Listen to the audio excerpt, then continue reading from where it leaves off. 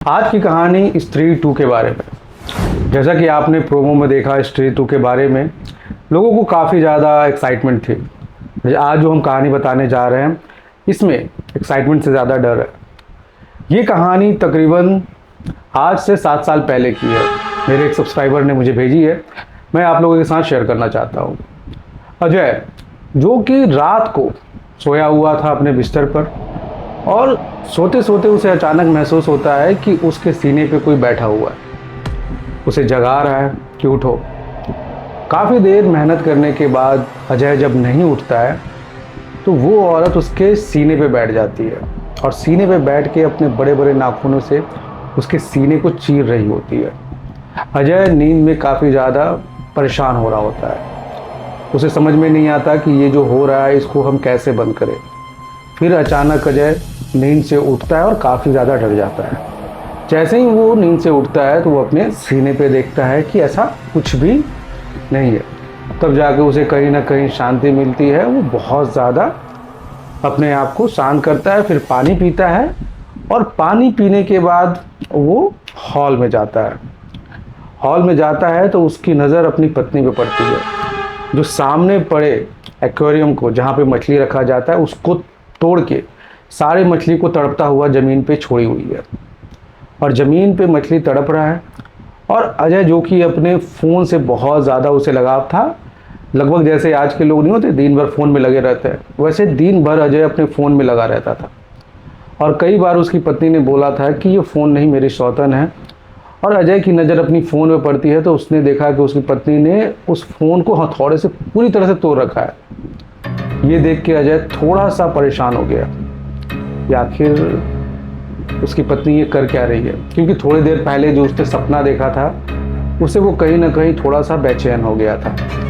फिर ये सब देखते ही वो बेहोश हो जाता है। जब सुबह उसकी आँख खुलती है तो उसकी पत्नी उसके लिए चाय लेके जाती है। जब चाय लेके जाती है तो अजय उसे पूछता है कि कल रात को तुमने एक्वेरियम क्यों तोड़ दिया और मेरे फ़ोन को क्यों तोड़ दिया। तो उसकी पत्नी बहुत ही हैरानी से अजय को देखती है। क्या बोल रहे हो तुम, ऐसा तो कुछ भी नहीं है। अजय दौड़ता हुआ अपने हॉल में जाता है। उसने जब एक्वेरियम को देखा तो एक्वेरियम बिल्कुल अच्छा था और उसमें जितनी भी मछलियाँ थी वो आराम से तैर रही थी। ये देखकर अजय को कहीं ना कहीं थोड़ी सी परेशानी हुई। फिर अचानक से उसे एक रिंग आवाज़ सुनाई देती है। वो दौड़ता हुआ अपने कमरे में जाता है और देखता है कि फ़ोन भी सही सलामत है। तो अजय को लगता है कि कल रात को जो वो सपना देख रहा था वो सपना थोड़ा सा लंबा चला होगा, जिसके कारण उसे सारी बातें याद नहीं है, और ये जो अभी उसके सामने जो हुआ था वो भी शायद उसका भ्रम हो सकता है। ऐसे ही काफ़ी दिन बीत गए और ऐसी घटनाएं काफ़ी बार उसके साथ होने लगी। एक दो बार तो उसकी पत्नी खुद उसके सीने पे बैठ जाती और उसको मारने की कोशिश करती। कहीं ना कहीं अजय के मन में ये बात ज़रूर आने लग गई थी कि मेरी पत्नी में कुछ गड़बड़ है। फिर एक रात को सोते सोते वो याद करने लग गया कि कैसे वो अपनी पत्नी से मिला और उसकी शादी हुई। हम लोग समय में थोड़ा सा पीछे चलते हैं। रात के तकरीबन 2 बज रहे होंगे। अजय अपने ऑफिस से आ रहा था और ऑफिस से आते वक्त रास्ते में काफ़ी ज़्यादा बारिश हो रही थी। बारिश में अजय बड़बड़ा रहा था कि हम इस प्राइवेट नौकरी को नहीं करेंगे, इस नौकरी में बहुत ज़्यादा परेशानी है कि थोड़े पैसे कम भी मिलेंगे पर मैं दूसरे कंपनी में जॉब ढूंढ लूँगा। ये कंपनी वालों का मुझे समझ में ही नहीं आता, ये इतने इतने रात को काम करवाते हैं और सैलरी के नाम पे क्या देते हैं। वो यही सब बड़बड़ाते बड़बड़ाते आगे जा रहा था कि अब ये कंपनी भी मैं छोड़ दूँगा। काफ़ी ज़्यादा बारिश हो रही थी पर अजय कहीं भी रुक नहीं रहा था। वो लगातार अपने रास्ते पर चला जा रहा था। जाते जाते जाते जाते काफ़ी समय हो चुका था और तकरीबन 2 से ढाई बजे का समय रहा होगा। जब वो रास्ते में जब चल रहा था तो उसको दूर से एक कार खड़ी दिखती है। वो कार के पास जाता है तो उसमें एक लड़की थी। लड़की लिफ्ट मांग रही थी। वो काफ़ी ज़्यादा परेशान थी।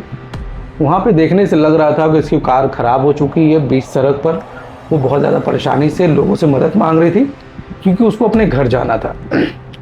तो अजय का तो एक बार मन किया कि लिफ्ट दे या नहीं दे, क्योंकि अजय खुद ही काफ़ी ज़्यादा परेशान था। फिर उसने सोचा कि चलो दे देते हैं, इसमें क्या ही बिगड़ जाएगा। एक परेशान लड़की है। अजय ने उसे बैठा लिया और दोनों आगे चल दिए। जाते समय लड़की ने बताया कि मैं इस जगह पे रहती हूँ। अजय ने बोला कि चलिए, ये मेरे रास्ते में ही आता है, मैं आपको छोड़ते हुए वहाँ से निकल जाऊँगा। फिर दोनों जाने लगे।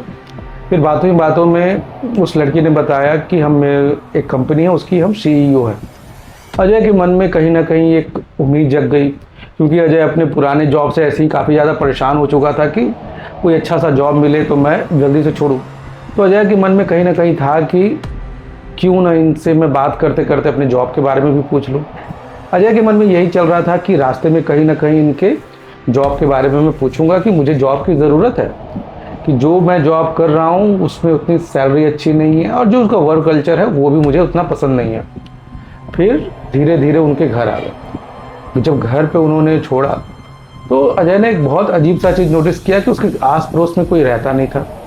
फिर भी अजय की ध्यान इस पर नहीं गया। उसे लगा कि चलो बड़े घर की लड़की है तो शायद ऐसे रहना पसंद करती होगी।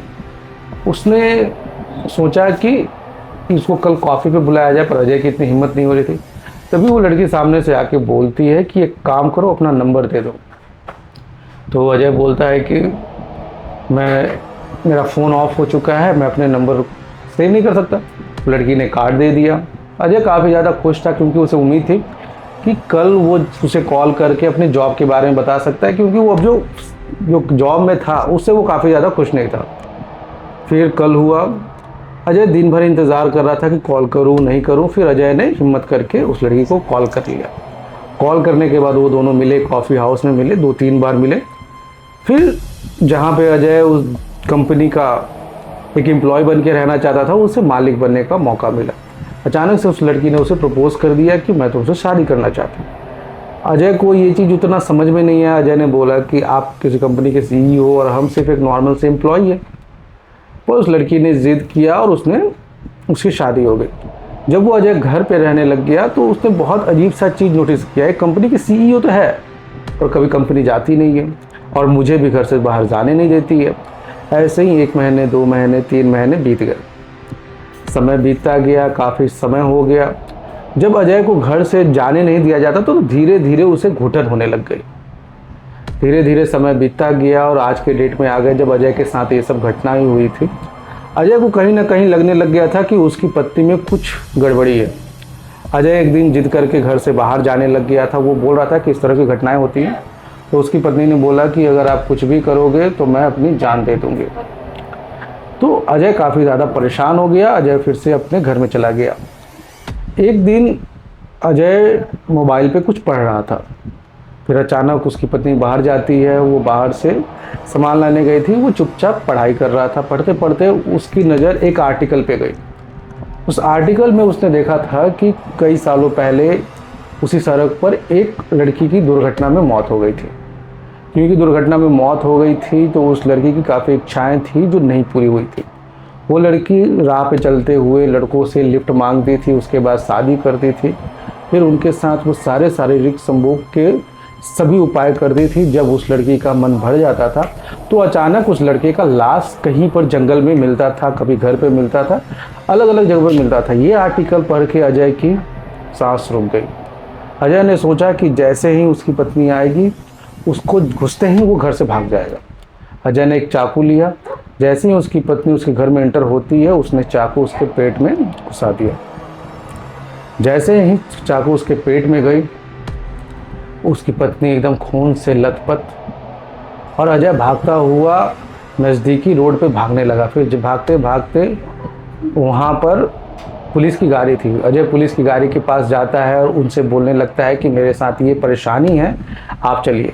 पर हैरान करने वाली बात थी कि पुलिस उनकी बात को ध्यान नहीं दे रहा था। फिर अचानक पुलिस गाड़ी में बैठी और उसी लड़की के घर जाने लग गई।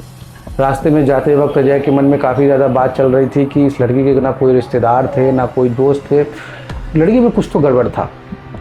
फिर जैसे ही उस घर पे पहुंचते हैं तो अजय ने जो घर में देखा वो देख के चौंक गया। जहां अजय सोच रहा था कि अगर लड़की की लाश मिल जाएगी तो पुलिस उसे कई बार सवाल पूछेगी, पर जैसे ही अजय उस घर में जाता है तो उसके सामने अजय की लाश थी और पुलिस वाले उसके लाश को उठाकर अपने गाड़ी में रख रहे थे, ले जा रहे थे। मतलब उस लड़की ने उसको 2-3 दिन पहले ही मार रखा था और उसकी लाश को छोड़ के वो बाहर जाती थी। और ये घटनाएं आज भी कहीं ना कहीं चल रही है। तो सड़क पे कभी भी अगर जाए, रास्ते में अगर कोई मदद मिले, अमावस्या के दिन रात को 12 से लेकर 3 बजे तक किसी को भी लिफ्ट देने की गलती ना करें। जय हिंद।